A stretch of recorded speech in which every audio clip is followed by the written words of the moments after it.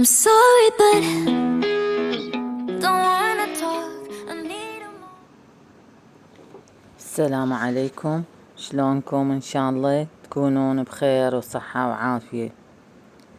اليوم حنسوي طريقة تفريز البامية والفاصولية الخضراء والبازلية بطريقة كلش سهلة وبسيطة.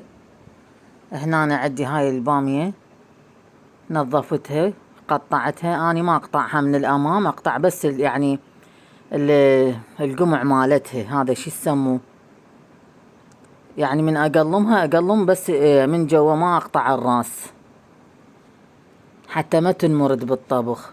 هنا انا رشيت لها ملح، فتحت عليها المي، يعني خليتها شوية تتنقع دقيقتين ثلاثة، وارجع اغسلها مرتلاخ لان هواي بيها تراب.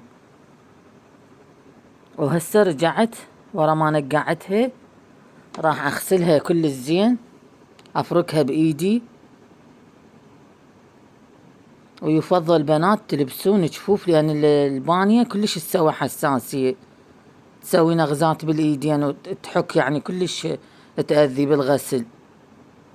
حتى بالتنظيف مالتها لبسوا جفوف لان يعني تسوي حساسية.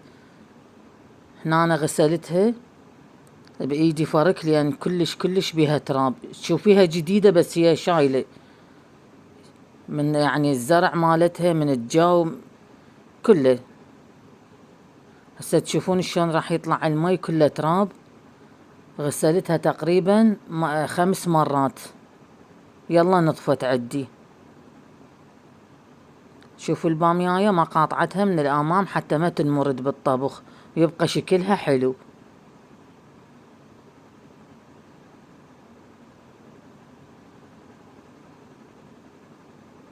شوفوا شلون المي مالتها كلها تراب. هاي اني ثاني مرة، هاي ثاني وجبة غاسلة كلها تراب.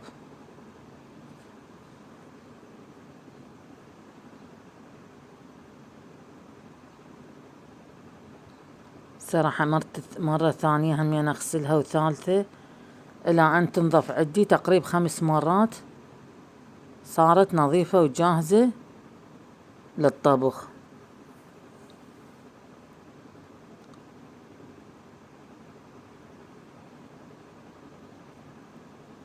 أنا ما أسوي كميات كبيرة للتفريز، شوية شوية لأن ما أقدر أتعب. وجبة أسوي كيلوين أو كيلو حسب شقد ما أقدر، يعني ويا شغل البيت ويا يعني الأشياء اليومية ما أقدر أسوي هواي. فهنا أنا سويت بس هاي الكمية لأن يعني على قد طاقتي. سهم غسلتها. شوفوا أصدقائي، هم يعني المي يعني بيه شوائب وبيه تراب.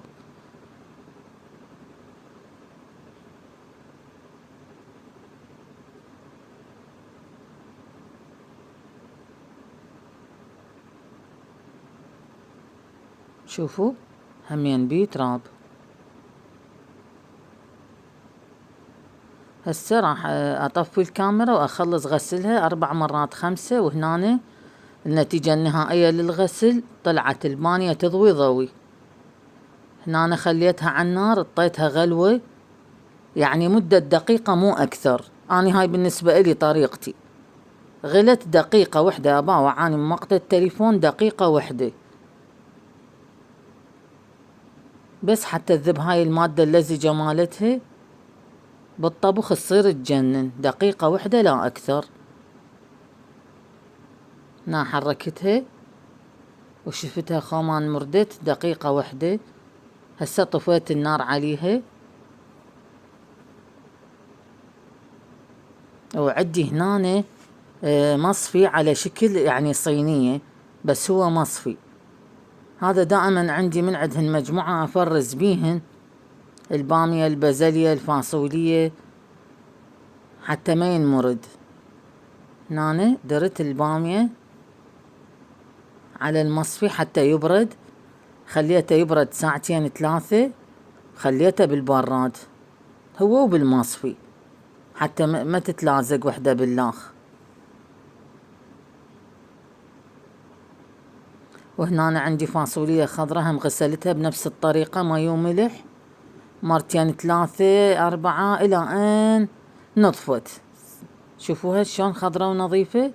ونفس الطريقة همين ننطيها غلوة لمدة دقيقة عالطباخ، دقيقة واحدة نفس طريقة البامية، وهمين صفيتها بالمصفي.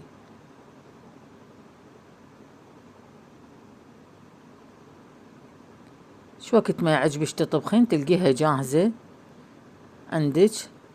هسه راح اطفي عليها واخليها بالمصفي تبرد كلش، يعني تصير باردة، يلا تدخليها للبراد حتى لا تجزر. يعني خليها هي اي شي تفرزي خليه يبرد تماما 2 3 ساعات على الهواء، بعدين يلا.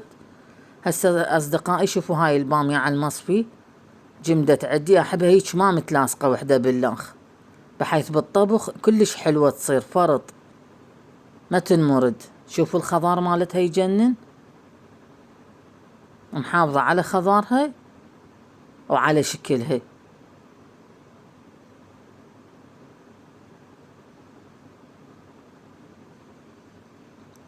هسه هاي الفاصوليا همين شوفوها شلون جمدت، همين ما متلاصقة. احب هيك، يعني اني هاي طريقتي، بكيفكم بعد التوب اللي يعجبكم، كل واحد عنده طريقته الخاصة بيه. هنا أنا هاي البانية خليتها بأكياس، كل طبخة بكيس خليتها. شوفوا محافظة على الخضار وعلى الشكل، ووحدة وحدة ما متلاصقات. خليتهم بالصينية وادخلهم البراد. الفاصوليا نفس الطريقة سويت.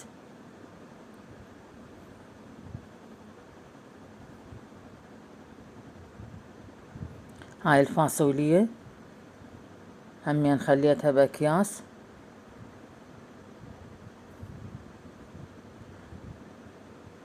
وهنا البازلية هم نفس الطريقة، هم غليتها غلوة وحدة لمدة دقيقة، خليتها تجمد. وهسه راح افرزها ويا البامية والفاصوليا الخضراء. شوفوا اصدقائي شلون حلوة، تبقى محافظة على الخضار مالتها، حتى من تطلعيها للطبخ ما تكون مجزرة او تستوي بسرعة ما تتعبك.